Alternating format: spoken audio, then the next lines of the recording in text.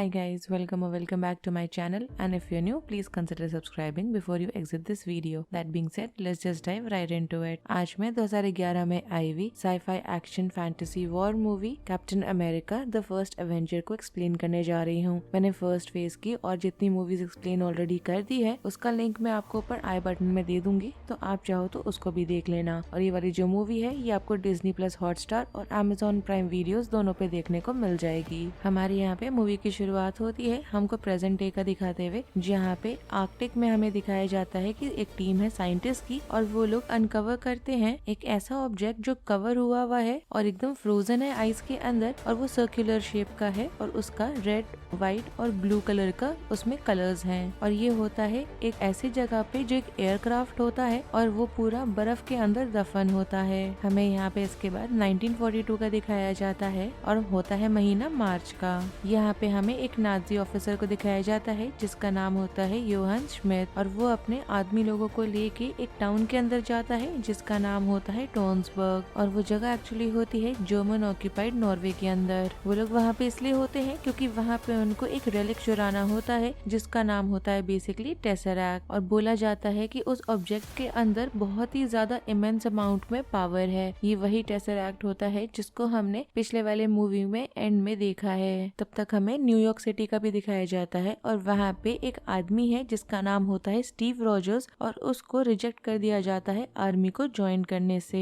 Basically वो world war 2 का military का रिक्रूटमेंट हो रहा होता है, उसमें वो रिजेक्ट हो जाता है। उसको रिजेक्ट खासकर इसलिए करा जाता है क्योंकि उसको बहुत ज्यादा हेल्थ प्रॉब्लम्स होती हैं और उसका जो फिजिक होता है वो भी काफी लीन और थिन होता है। जिसके बाद दिखाया जाता है कि एक्सपोजिशन है जहाँ पे फ्यूचर के टेक्नोलॉजीज को लेके दिखाया जा रहा है सब चीज। वहाँ पे वो जाता है, उसको अटेंड करता है अपने एक फ्रेंड के साथ जिसका नाम होता है सार्जेंट जेम्स बकी। जिसके बाद दोबारा से यहाँ पे स्टीव रॉजर्स चाहता है कि वो अपने आप को एनलिस्ट करे। वो यहाँ कॉन्वर्सेशन कर रहा होता है अपने फ्रेंड के साथ वहीं पे बैठ के कि वो चाहता है कि वो अपने नेशन को सर्व करे, चाहे जैसे भी करे वो। कि तभी वहाँ पे एक आदमी होता है जिसका नाम होता है डॉक्टर एब्राहम अर्स्किन, वो वहाँ पे उसका कॉन्वर्सेशन सुन लेता है। तो जब यहाँ पे उसका दोबारा से वो अपने आप को एनलिस्ट करता है और उसका रिक्रूटमेंट चल रहा होता है, तब वो वहाँ पे डॉक्टर आता है और उसको अलाउ कर देता है कि वो वहाँ पे उसको रिक्रूट कर ले आर्मी के अंदर। उसको यहाँ रिक्रूट स्पेशली करा जाता है एक स्ट्रेटेजिक साइंटिफिक रिजर्व के अंदर, जो पार्ट होता है सुपर सोल्जर एक्सपेरिमेंट का। ये जो एक्सपेरिमेंट हो रहा होता है वो डॉक्टर अर्स्किन के अंदर होता है और उनके साथ 2 और लोग होते हैं। एक कर्नल चेस्टर फिलिप होता है और दूसरा एक लेडी होती है जिसका नाम होता है एजेंट पेगी कार्टर। यहाँ पे देख के लग रहा है कि फिलिप को कहीं ना कहीं बहुत ज्यादा डाउट हो रहा है अर्स्किन के क्लेम को लेके कि रॉजर्स जो है वो एक्चुअली में सही आदमी होगा इस एक्सपेरिमेंट के लिए। मगर यहाँ पे डॉक्टर इसलिए कन्विंस्ड होता है क्योंकि उसने यहाँ पे रॉजर्स का कमिटमेंट देखा है सारी चीजों को लेके, जहाँ पे उसने नोटिस करा है कि सबसे ज्यादा उसके अंदर एक सेल्फ सैक्रिफाइसिंग ब्रेवरी है। अब जिस दिन होने वाला होता है ये एक्सपेरिमेंट, उसके एक रात पहले अर्स्किन आता है रॉजर्स के पास और उसको यहाँ पे सारी चीजों को लेके जो ट्रीटमेंट होता है उसकी सच्चाई बताता है, और ये भी बताता है कि जो श्मिट था उसके साथ भी ये एक्सपेरिमेंट करा गया था और वो जो वर्जन था वो एक्चुअली में बहुत ज्यादा इम्परफेक्ट था और वो कहीं ना कहीं बैकफायर कर गया है। और इस एक्सपेरिमेंट की बैकफायरिंग की वजह से कहीं ना कहीं उसमें बहुत ज्यादा फिजिकल चेंजेस भी आ गए हैं और वो कहीं ना कहीं एक विलन में टर्न हो चुका है क्योंकि उसको इस प्रोसीजर के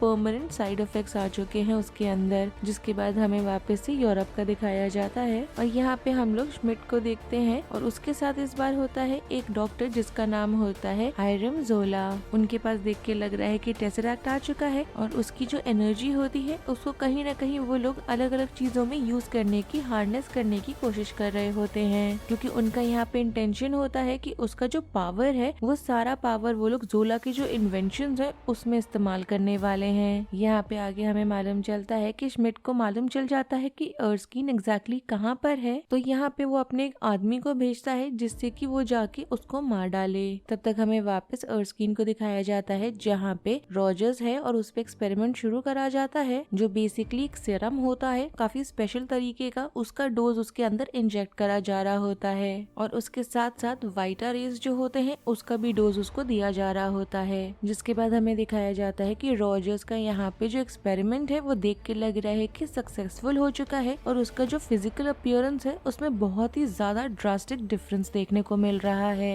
तब तक हमको साथ ही साथ ये भी दिखाया जाता है कि उसमें जितने भी लोगों ने ये एक्सपेरिमेंट को विटनेस करा है या अटेंड करा है उसमें से एक आदमी एक्चुअली में वो असैसिन है जो यहाँ पे अर्स्कीन को मार डालता है एक्सपेरिमेंट के तुरंत बाद। और यहाँ पे वो उस सीरम को लेके अपने साथ भागने लगता है। रॉजर उसके पीछे भागता है और उसको पकड़ लेता है और यहाँ पे वो असैसिन नहीं चाहता कि उसको क्वेश्चन आंसर राउंड खेलना पड़े, इसलिए वो खुद को ही मार डालता है। अब यहाँ पे अर्स्कीन की डेथ हो चुकी होती है तो जो फॉर्मूला होता है वो बेसिकली देखा जाए तो हमेशा के लिए लूज हो चुका है। जिसके बाद हमें यहाँ पे यूएस सेनेटर ब्रांड को दिखाया जाता है। वो यहाँ पे स्टीव रॉजर्स को बोलता है कि वो जाके पूरे नेशन का कलरफुल कपड़े पहन के टूर करे, जिससे कि और ज्यादा लोगों को यहाँ पे हिम्मत आए वॉर में अपने आप को रिक्रूट कराने की। और यहाँ पे उसका नाम दिया जाता है कैप्टन अमेरिका। वो यहाँ बेसिकली चाहता है कि वॉर से रिलेटेड जो बॉन्ड्स हैं उसको वो प्रमोट करे रादर देन कि वो साइंटिस्ट को अलाउ करे कि उसको स्टडी करा जाए। जिसके बाद हमें नवंबर 1943 का दिखाया जाता है और रॉजर्स यहाँ इटली के अंदर होता है उसी टूर पे और यहाँ पे वो परफॉर्म करता है वहाँ के सर्विसमैन के लिए। तब यहाँ पे रॉजर्स को मालूम चलता है कि उसका जो फ्रेंड है बेकी बार्न्स, उसका जो यूनिट है वो मिल नहीं रहा है। रॉजर्स को यहाँ पे विश्वास ही नहीं हो रहा होता है कि उसका फ्रेंड मर चुका है। तो यहाँ पे वो अपने साथ साथ बोलता है कार्टर और साथ ही साथ एक इंजीनियर जिसका नाम होता है हावर्ड स्टार्क, उन दोनों को वो बोलता है कि जो एनिमी बेस है वहाँ उसके साथ वो लोग जाएं, जिससे कि वो वहाँ जाके एक सोलो रेस्क्यू का अटेम्प्ट कर सके।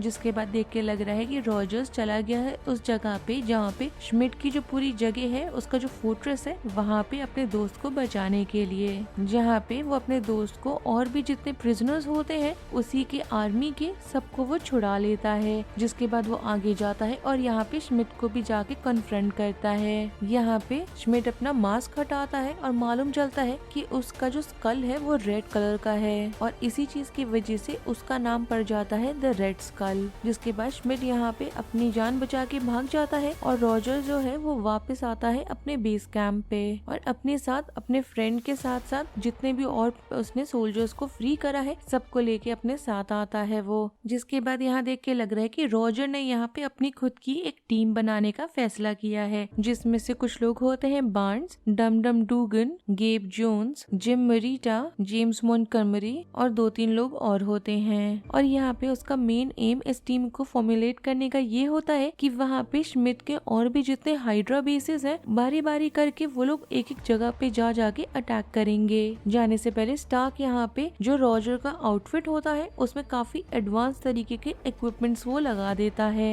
खासकर उसका जो शील्ड लगाता है वो बेसिकली ऐसे मेटल का बना होता है जिसको बोला जाता है वाइब्रेनियम, क्योंकि ये जो मेटल होता है वो ऑलमोस्ट इंडिस्ट्रक्टिबल होता है। जिसके बाद वो सारी टीम को लेके जाता है और बहुत अलग अलग हाइड्रा के यहाँ पे जो ऑपरेशंस होते हैं और हाइड आउट्स होते हैं उन सबको सैबोटाज करता है। जिसके बाद दिखाया जाता है कि वो जो टीम है वो जाते हैं उस ट्रेन के ऊपर जहाँ पे जोला ट्रैवल कर रहा होता है और यहाँ पे देख के लग रहा है कि रॉजर और जोन्स मिलके सक्सीड हो चुके हैं जोला को पकड़ने में, मगर बार्न्स की यहाँ किस्मत खराब होती है और वो ट्रेन से गिर जाता है और देख के तो लग रहा है कि वो गिरने की वजह से मारा गया है। अब यहाँ पे जोला से वो लोग जो इन्फॉर्मेशन निकालते हैं उससे उन्हें मालूम चल जाता है कि हाइड्रा का जो मेन कैंप है मतलब उसका जो स्ट्रॉन्ग होल्ड है वो एग्जैक्टली कहाँ पे लोकेटेड है। जिसके बाद रॉजर निकल जाता है और अटैक करने के लिए निकलता है वो बेसिकली श्मिट पे, जिससे कि श्मिट यहाँ पे उसका जो पास उसके वेपन्स है जिससे कि बहुत ज्यादा मास में डिस्ट्रक्शन कर सकता है उसको वो रोक सके।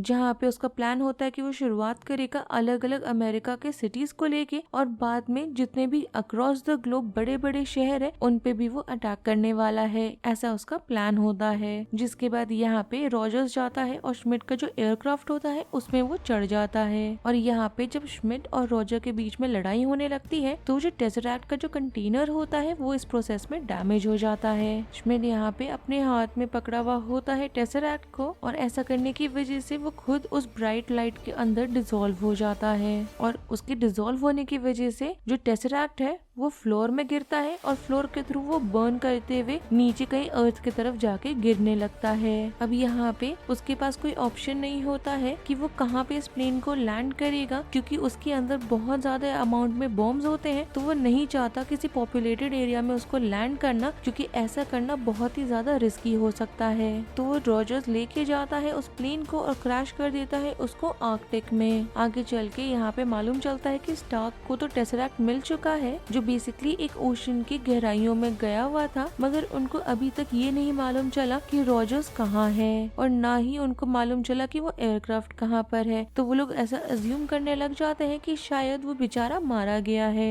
जिसके बाद हमें यहाँ पे 1940 के स्टाइल में एक हॉस्पिटल रूम को दिखाया जाता है और यहाँ पे हम रॉजर्स को बेड पे लेटा हुआ पाते हैं, जिसके यहाँ पे हम देख पाते हैं कि रूम के अंदर एक यहाँ पे बेसबॉल का गेम चल रहा होता है और जब वो उठता है तो वो रियलाइज करता है कि उसने इसके बारे में तो पहले सुना हुआ है और ऐसा सुनने की वजह से उसको रियलाइजेशन होता है कि वहाँ पे कुछ ना कुछ तो बहुत ही ज्यादा गड़बड़ है और वो वहाँ से अपने आप को निकालता है और अपने आप को पाता है कि वो प्रेजेंट डे में है। और प्रेजेंट डे में कहाँ है? टाइम स्क्वायर के भीड़ों के बीचों बीच। और यहाँ पे इसके यहाँ पे डिस्कवरी के बाद हम निक फ्यूरी को आके देख पाते हैं जो शील्ड का डायरेक्टर होता है और वो यहाँ पे उसको इन्फॉर्म करता है कि वो अब तक सो रहा था ऑलमोस्ट 70 सालों से। जिसके बाद हमें पोस्ट क्रेडिट सीन को दिखाया जाता है और यहाँ पे रॉजर्स के पास आता है निक फ्यूरी और उसको एक प्रपोजल देता है एक मिशन को लेके और मूवी यहीं पे खत्म हो जाती है। अगर आपको इस मूवी का रिकैप पसंद आया हो then do like the video, subscribe to my channel, share it with your friends and don't forget to follow me on Instagram. Link आपको नीचे डिस्क्रिप्शन बॉक्स में मिल जाएगा। Thanks for watching,